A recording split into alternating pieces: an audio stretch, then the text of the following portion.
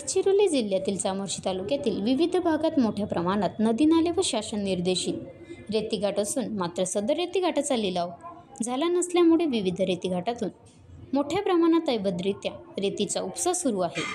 अवैध रेती उपसा तात्काळ बंद करून कायदेशीर सर्व रेतीघाटाचा लिलाव करण्यात यावा। तसेच सर्वसामान्य गोरगरीब नागरिकांना राज्य शासनाने मोठ्या प्रमाणात घरकुलाचा लाभ दिला आहे, परंतु घरकुल पूर्ण करण्यासाठी तालुक्यातील कोणताही रेतीघाट उपलब्ध नसल्याने रेती अभावी घरकुल बांधकाम थांबले आहे।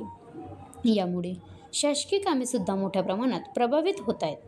तालुक्यातील समस्त घरकुलधारकांना किमान 5 ब्रास रेती उपलब्ध करून देण्यात यावे। तसेच रेगडी व हळदवाई भागातील 12 ग्रामपंचायतींना महसूल विभागाचे कोणतेही रेतीघाट उपलब्ध नसून वन विभागाच्या हद्दीतील नाले व काही भाग वन विभाग रेती उपसा करण्यासाठी परवानगी देत नसल्यामुळे तेथील घरकुल लाभार्थ्यांना खूप त्रास सहन करावा लागत असल्यामुळे त्या भागात रेती उपलब्ध करून देण्यात यावी अशी मागणी राष्ट्रीय मानवाधिकार संघटनेचे प्रदेशाध्यक्ष डॉक्टर प्रणय खुने यांच्या नेतृत्वात तहसीलदार यांना दिलेल्या निवेदनातून केली आहे।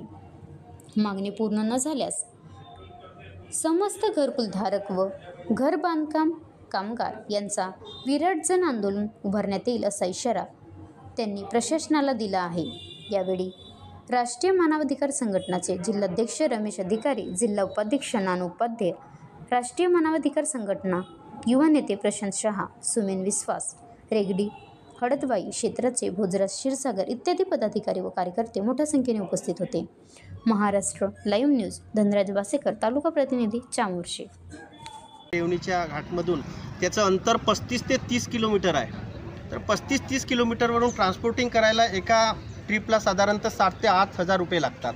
जवळपास 5-7 ट्रिप रेती लागतो एका घरकुल, म्हणजे घरकुलाचे अर्धे पैसे हे रेतीलाच ट्रान्सपोर्टला लागतात। याकरता शासनानं विशेष बाब म्हणून माननीय जिल्हाधिकारी साहेबांना आपण निवेदन देणार आहोत, माननीय CCF साहेबांना पण आपण निवेदन देणार आहोत आणि माननीय पोलीस अधीक्षक SP साहेबांना पण आपण निवेदन देणार आहोत। याच्यावरती शासनाच्या वतीनं तोडगा काढून रेगडी परिसरातील ज्या 12 ग्रामपंचायती आहेत त्यांना न्याय देण्यात यावा आणि रेती जवळच्या घाटातून विशेष बाब म्हणून कुठून तरी उपलब्ध करून देण्यात यावी, नाहीतर डम्पिंग यार्ड तयार करून तिथं ट्रान्सपोर्ट करून त्या ग्रामपंचायतीच्या आजूबाजूला रेती शासनानं उपलब्ध करून द्या, ही आमची मुख्य मागणी आहे आणि या मागणीसाठी आम्ही सर्वांना निवेदन देणार आहोत। रेगडी क्षेत्रातील 12 ग्रामपंचायतीच्या नागरिकांना त्या ठिकाणी राज्य शासनाने रेती उपलब्ध करून द्यावी ही मागणी आहे आणि ही मागणी करण्यासाठी डॉक्टर प्रणयजी खुने, सुमेनजी विश्वास, नानूजी उपाध्याय आणि सर्व जे पदाधिकारी कार्यकर्तेगण आहेत ते आज जिल्हाधिकारी गडचिरोली यांना सुद्धा निवेदन करणार आहेत।